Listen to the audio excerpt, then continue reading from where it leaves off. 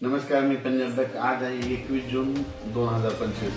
आजपासून परत एक शेतकऱ्याला अंदाज देणार आहे की राज्यामध्ये सध्या म्हणजे सर्वदूर असा पाऊस नाही, म्हणून हा अंदाज सर्व शेतकऱ्याला लक्षात येतात. फक्त राज्यात भाग बदलतच पडणार आहे.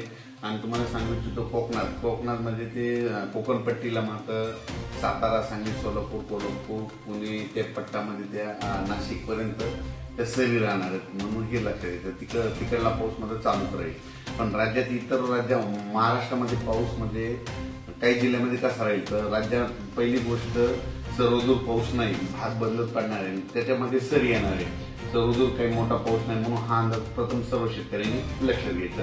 राज्यात सांगायचं झालं तर आता म्हणजे आज आहे 21 जून 22 आणि 23च्या दरम्यान तुम्हाला एक सांगतो की जळगाव जिल्ह्याकडे, त्याच्यानंतर संभाजीनगर, जालना जिल्हा, त्याच्यानंतर बुलढाणा जिल्हा घाटाच्या खाली, त्याच्यानंतर अकोला, त्याच्यानंतर अमरावती, वर्धा, भंडारा, त्याच्यानंतर यवतमाळ जिल्हा, वाशिम जिल्हा, हिंगोली जिल्हा, नांदेड जिल्हा या भागामध्ये सध्या म्हणजे 21, 22, 23च्या दरम्यान म्हणजे आज उद्यापासून सरी येणार आहे. म्हणजे रात्रीच्याला बऱ्याच ठिकाणी पाऊस पडेल, उद्या त्याला देखील थोडा येणार आहे, पण सर्वदूर पडणार नाही.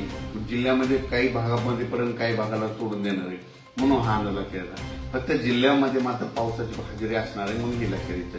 त्याच्यामध्ये सांगायचं झालं तर 23 जून 24 आणि 25च्या दरम्यान म्हणजे धाराशिव, लातूर जिल्ह्याकडे, त्याच्यानंतर परभणी जिल्ह्याकडे, त्याच्यानंतर नांदेड जिल्ह्याकडे या भागाकडे पाऊस असणार आहे. बीड जिल्ह्याकडे थोडाफार असणार आहे. म्हणजे सर्वदूर जिल्ह्यात पडणार नाही, फक्त काही भागामधून पडून जाईल, म्हणून हा अंदाज लक्षात येतं.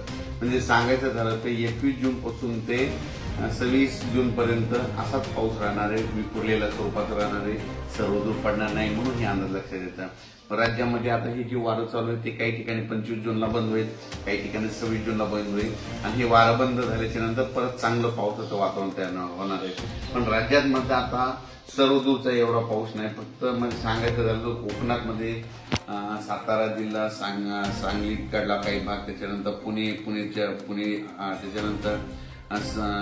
त्याच्यानंतर तसंच पुढं नाशिक पर्यंत, सिन्नर, नाशिक पर्यंत ते पट्टामध्ये कोकणाच्या कोकणपट्टीचा पट्टामध्ये ते पाऊस चालू राहणार आहे. तिकडचा पाऊस काही कमी होणार नाही, म्हणून हा अंदाज लक्षात येतात.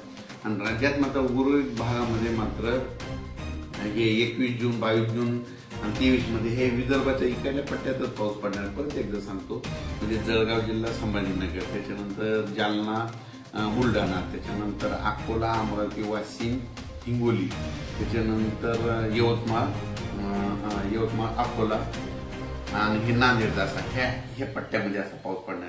आणि परभणी जिल्ह्यात देखील थोडाफार प्रमाणात पडणार आहे, म्हणजे सर्वदूर पडणार नाही, हे अंदाज लक्षात येतात.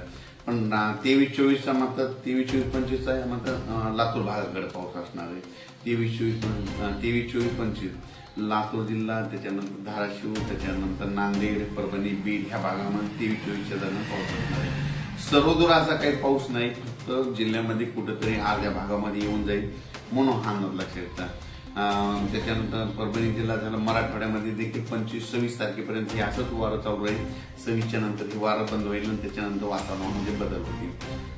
त्याच्यानंतर राज्यात अचानक वातावरणात बदल झाला तर लगेच शेतकऱ्याला उद्या. शेतकरी बांधवांनो, जर तुम्हाला आजचा व्हिडिओ आवडला असेल तर व्हिडिओला लाईक करा. या व्हिडिओला जास्तीत जास्त शेतकरी बांधवांपर्यंत नक्की शेअर करा आणि आपल्या चॅनलला सबस्क्राईब करून ठेवा. कारण जर वातावरणामध्ये अचानक काही बदल झाला तर सर्वात अगोदर तुम्हाला आपल्या चॅनलवरती पाहायला मिळेल. भेटूया पुन्हा एकदा अशाच एखाद्या महत्त्वपूर्ण व्हिडिओ सोबत. तोपर्यंत जय हिंद, वंदे मातरम, धन्यवाद.